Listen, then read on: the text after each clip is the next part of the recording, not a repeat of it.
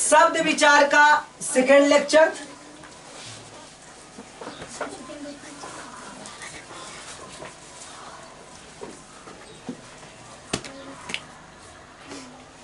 देखिए, सबसे पहले देखिए कि शब्द किसे कहते हैं।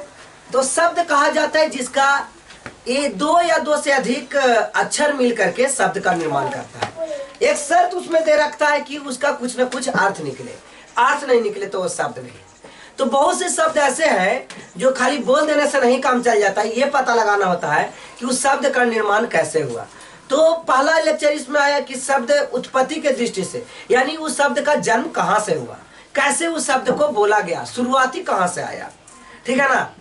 आदि मानव से स्टार्ट हुआ तो मेरे घर में बोला जा रहा है, यानी मेरे देश में जो बोला जा रहा है शब्द, उस शब्द कहाँ से आया। तो उसको चार कैटेगरी में डिवाइड किया गया। पहला जो कैटेगरी है वो कैटेगरी का नाम दिया गया तत्सम, दूसरा तद्भव, तीसरा देशज और चौथा विदेशज। तत्सम ये कहा गया कि संस्कृत में शब्द बहुत पुराना था, लेकिन इतना यूज हुआ कि लगने लगा कि धीरे धीरे हिंदी है, और आज भी उसको प्रयोग ज्यों का त्यों होते रह रहा है। इस प्रकार से बना शब्द तत्सम कहलाता है। जैसे अग्नि बोल देते हैं और सारे बच्चे समझ जाते हैं, सारे लोग समझते हैं कि अग्नि मतलब आगे होता है, ठीक है ना। तो संस्कृत में इतना इसका यूज हुआ है, लोग समझ जाते हैं कि अग्नि नहीं, ये आगे है, ठीक है ना। उसी प्रकार से पुस्तक था। अब कह रहा है कि पुस्तक, और एक नया शब्द बनाया गया, ये शब्द क्या कहलाया, तद्भव। इसी को अगर बिगाड़ करके बोल दीजिए तो ये क्या हो जाता था, तद्भव। तत्सम के बिगड़े रूप। जैसे आग बोल दिए तो ये तत्सम है अग्नि, और उसको बिगाड़ करके बोल दिए आग, तो आग क्या हो गया, तद्भव हो गया। फिर है देशज, जिसका जन्म यहाँ हो, अपने ही घर, अपने ही देश में, तो ऐसे को कहा दिया देशज। जैसे फुनगी, अब इसका पता नहीं चलता फुनगी मतलब क्या होता है, तो पता खाली बस ये चलता है कि फुनगी माने पेड़ के ऊपरे वाला बिंदु को फुनगी कहते हैं, लेकिन उसका जन्म और कहीं से हुआ था क्या, ये पता नहीं। तो ऐसे शब्दों को देशज कहा दिया। इसके अलावा एक और नया है विदेशज, जिसका जन्म यहाँ नहीं हुआ, जैसे डॉक्टर, ठीक है। उसके अलावा हॉस्पिटल, तो इसका जन्म विदेशों में हुआ था। अब अगला है बनावट या रचना के दृष्टि से, बना करके उसको किया गया, नया शब्द बना दिया, पैदा कर दिया लोग, जोड़ के, घटा के, जोड़ के, तोड़ के, मोड़ के, यानी कि बना के। अब पहला क्या था, उत्पत्ति, डायरेक्ट उत्पत्ति कहां से हुआ, और यह है कि बनाया कैसे, रचना कैसे किया, कंस्ट्रक्शन, बनाया कैसे। तो कहता है कि बनावट के दृष्टि से शब्द के तीन पार्ट होते हैं, जिसमें कहा गया एक को रूढ़, दूसरा को यौगिक और तीसरा यौगरूढ़। रूढ़, यौगिक, यौगरूढ़। क्या हुआ, रूढ़, बेटा रूढ़ है, यौगिक है, और अगला क्या है, यौगरूढ़ है। रूढ़, यौगिक, यौगरूढ़। देखिए समझ में आना चाहिए। सबसे पहले रूढ़, उसके बाद यौगिक, और लास्ट में यौगरूढ़। रूढ़ किसे कहते हैं, ठीक है ना। कहता है जिन शब्दों को खंड किया जाने पर उसका कोई मतलब नहीं निकले, चाहे एक शब्द में खंड करो या अगला शब्द में। लेकिन देखिए यहाँ पे एक मैं शब्द लिखता हूं हिमालय, ठीक है। अब इसको जब तोड़ेंगे तो हो गया हिम प्लस आलय, और इसको और तोड़ देंगे तो हो गया ही और माँ। क्या हो गया, ही और माँ। जब ये बड़ा शब्द को दो छोटे छोटे शब्दों में तोड़े तो हिम, इसका मतलब निकल गया, यानी ये रूढ़ नहीं है।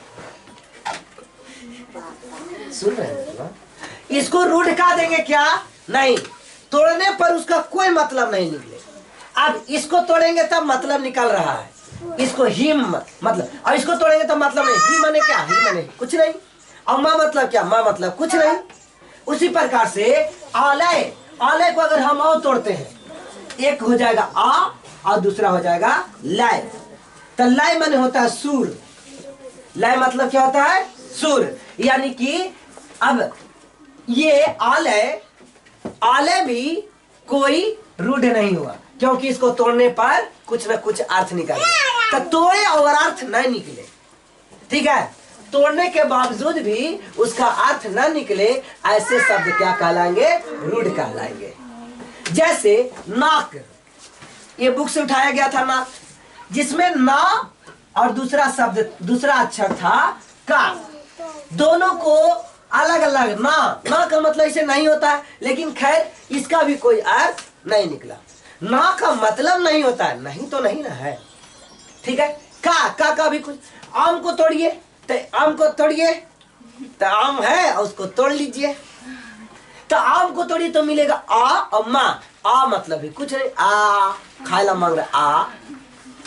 उसी प्रकार से कान हो गया, एगो का आया एगो ना आया, का ठीक ठाक है, तो क्या उसका अर्थ निकल गया का? नहीं, यानी पपीता, पा के अलग पी और अलग अवता, तीनों में किसी का अर्थ नहीं निकला। तो इस प्रकार से इसको खंड करने का कोई मतलब ना हो, फालतू के चला जाए, तो उसको हम लोग क्या कहेंगे? रूढ़ कहेंगे। क्या कहेंगे? रूढ़ कहेंगे। अगला, यही वाला एक पेज पीछे वाला आ गया था। अगला है यौगिक। बहुत लोग इसको यौगिक कह देते हैं और जौगरूढ़ नहीं, यौगिक है तो यौगिक होगा। ऐसा तब जो सिखाते हैं कि या को जा पढ़ते हैं, ठीक है। तो यहाँ पे एक होता है नदी है यमुना और एक नदी है जमुना, ठीक है ना। ये नदी भारत में है और ये नदी बांग्लादेश में है। अब बताइए कैसे कहा जाएगा दोनों को? तो एक पढ़िएगा तो कुछ ही पढ़िएगा, जमुना पढ़ दीजिएगा तो ये वाला कहाँ जाएगा? बतेसा, समझ में आया कि नहीं? तो इस प्रकार से ऐसा उच्चारण बिल्कुल नहीं होता है। अगर ये या है तो इसको यही उच्चारण कीजिए, जा उच्चारण नहीं कीजिए। कहते यौगिक क्या होते हैं भाई?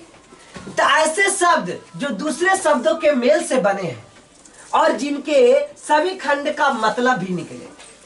सार्थक मतलब क्या होता है? उसका अर्थ निकले। थोड़ा सा पानी कोई ले आओ तो पी। उसका कुछ क्या निकले? अर्थ निकले। ऐसे शब्द जो बैटरी का पानी है क्या?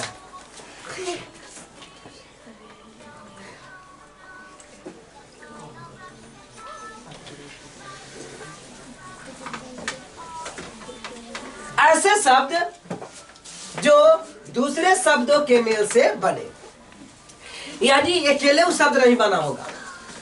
यहाँ पे देखिए, और जिनको तोड़िएगा तो उसका अर्थ निकलेगा, दोनों का अर्थ निकलेगा।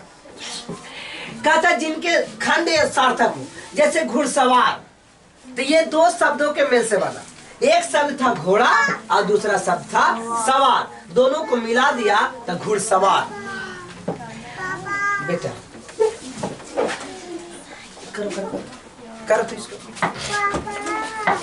एक है घोड़ा और दूसरा है सवार, ये दोनों को मिला दिया बन गया घुड़सवार। तो दोनों का जो खंड किए तो दोनों का अर्थ निकलना चाहिए सार्थक हो। तो घोड़ा माने घोड़ा, हॉर्स, और सवार मतलब उस पर जो आदमी बैठा हुआ है, ठीक है ना। विद्यासागर, विद्या यानी कि विद्या पढ़ते लिखते हैं, विद्या, और सागर मतलब उसके पास कमी नहीं है, ठीक है। विद्याओं का अंबार है। हिमालय, हिम का घर, आलय मीन्स घर और हिम मीन्स बर्फ। विद्यालय, विद्या मीन्स विद्या पढ़ाई लिखाई, और आलय मीन्स घर, पढ़ाई लिखाई वाली घर। अगला है भोजनालय, तो भोजन और आलय, यहाँ जाइए और मिल जाएगा, कोच लीजिए। अगला है शिवालय, शिव का घर, शिवालय यानी शिव का घर, तो वो कोचालय भी हो जाना चाहिए। अगला है यौगरूढ़। ये देखिए यौगरूढ़, यौगरूढ़ क्या होते हैं? ऐसे यौगिक शब्द है तो शब्द है जो साधारण अर्थ को छोड़कर विशेष है शब्द, और अर्थ नहीं निकलता, विशेष अर्थ हो जाता है। बोलिए तब बोलाएगा शब्द नियन, लेकिन ओकर मतलब कुछ और होता है। तो ऐसा कहलाएगा, क्या कहलाएगा? यौगरूढ़ कहलाएगा। बोल रहे तो लग रहा है कि शब्द है, लेकिन जब अर्थ लगा रहे हैं तो जे चीज है वो चीज नहीं रहेगा। जैसे पंकज, तो पंकज खाली कहने का है, पंकज का मतलब होता है कमल। तो कह दिया पंकज, तो लग रहा है कि अच्छा आदमी का नाम होगा ना, लेकिन आप आदमी का नाम नहीं कर रहा है, ये कह रहा है कि जो कीचड़ों में फुलाता है, पनिया में रहता है वो वाला। तो बताइए, अपना छोड़ करके दूसरा पर निर्भर रहता है। तो ऐसे को चालू हुआ मोटर, ऐसे को क्या बोलेंगे? ऐसे को क्या बोलेंगे? यौगिक बोले, यौगरूढ़ बोलेंगे। जो कहता है कि ऐसे सब जो साधारण अर्थ को छोड़ करके, पंकज साधारण अर्थ है, लेकिन ये नहीं विशेष अर्थ ग्रहण करेगा, एक मतलब कुछ और होता है। लंबोदर, जिसका लंबा है उधर, तो लग रहा है लंबोदर, नहीं गणेश जी। लंबोदर कैसे कम चल गया? लंबोदर मतलब साधारण शब्द है लंबोदर, और इसका विशेष अर्थ हो गया गणेश जी। कौन हो गए? हम बेटा सुन रहे हैं, देख रहे हैं, क्या सुंदर से। चक्रपाणी विष्णु, बिना पानी सरस्वती। तो ये सब क्या है? अपना ये बिना पानी, लग रहा है कि अच्छा पनिया के बिनवा में डाल दो, अरे साले सच पनिया में बिनवा को डाल दो, तो या बिना पानी के बिना। लेकिन इसका नाम लग रहा है कि शब्द है, लेकिन एक जब सोची क्या होता कुछ है तो सोच रही नहीं होता, सरस्वती होती है। ठीक है, साधारण अर्थ को छोड़कर विशेष अर्थ ग्रहण कर ले, उसे क्या कहेंगे? यौगरूढ़ कहेंगे। तीनों के तीनों क्लियर हो गया। रूढ़ किसे कहते हैं? जिसको तोड़िए कोई मतलब नहीं निकले। योगी किसे कहते हैं? उसको तोड़िए मतलब निकले। और यौगरूढ़ मतलब निकले चाहे ना निकले, मतलब यही है कि जब उसको अति कीजिएगा तो उसका मतलब कुछ और होगा, साधारण अर्थ नहीं होगा, उसका विशेष अर्थ होगा। अगला है रूपांतरण के दृष्टि से शब्द के भेद, है ना। रूपांतर के दृष्टि से शब्द के भेद, किस प्रकार से उसको रूपांतरित किया जाएगा, काटा जाएगा, तोड़ा जाएगा। तो इस प्रकार से दो भेद होते हैं। पहला है विकारी, लगाओ अच्छा से लगाओ, क्या दिक्कत है यार, लगाओ ठीक से। विकारी और दूसरा अविकारी। पहला क्या है? विकारी और दूसरा है अविकारी। पहला है विकारी और दूसरा है विकारी और अविकारी। विकारी और विकारी और विकारी और। तो रूपांतर के दृष्टि से शब्द के दो। सबसे पहला क्या था याद करो?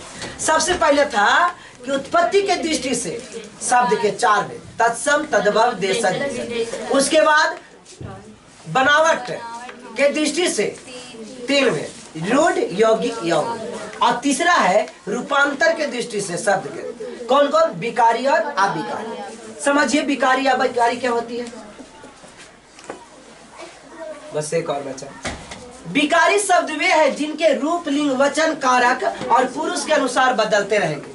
यानी जिसका शब्द है ये हमेशा चेंज करते रहेगा। शब्द बोल दीजिए, अगर मतलब कभी होगा तो कभी होगा, कभी होगा कभी। ठीक है, तो जिनका रूप, लिंग, उसका रूप जो है, लिंग है, वचन है, कारक, ये सब पुरुष के अनुसार बदलते रहेगा। यानी कर्ता जो आएगा ना उसके अनुसार बदलते रहेगा। जैसे संज्ञा, इसके चार प्रकार। हाँ बेटा, हाँ। कितने प्रकार हो गए? चार प्रकार हो गए। संज्ञा, सर्वनाम, विशेषण, क्रिया। ठीक है, विकारी के कितने पार्ट हो गए? चार पार्ट। संज्ञा, सर्वनाम, विशेषण, क्रिया। संज्ञा, सर्वनाम, विशेषण, क्रिया। Non pronoun, adjective, verb. ठीक है, संज्ञा, सर्वनाम, विशेषण, क्रिया। अब कहता है कि नहीं बदले रूप, लिंग, अविकारी शब्द है जिनके रूप नहीं बदलते हैं, है ना। तब क्रिया, विशेषण, एडवर्ब, संबंधवाचक, प्रीपोजिशन, कंजक्शन, समुच्चयवाचक, कंजक्शन, और विस्मयादिबोधक, इंटरजेक्शन। ठीक है, तो ये अविकारी का पार्ट्स है। तो विकारी का चार पार्ट्स देखे, अविकारी का चार पार्ट्स देखे। ठीक है, तब बताइए विकारी अविकारी शब्द को कौन कैटेगरी में बांटा था? तो रूपांतरण, है ना। रूपांतरण, रूपांतरण मतलब हस्तांतरण, हस्तांतरण मतलब बदलना।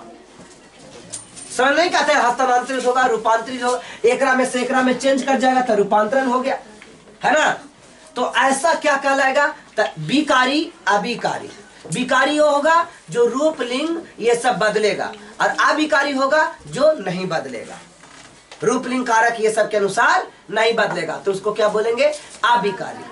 विकारी का पार्ट कौन हो गया? संज्ञा, सर्वनाम, विशेषण, क्रिया। और अविकारी का क्रिया, विशेषण, संबंधवाचक, समुच्चयवाचक और विस्मयादिबोधक। ठीक है, वीडियो कॉल कीजिए। तो अविकारी शब्द हो गया और विकारी शब्द हो गया। ठीक है, तो आई होप आपको पूरा के पूरा ये समझ में आ गया होगा। अब इसका हम लोग अगले लेक्चर में पढ़ेंगे।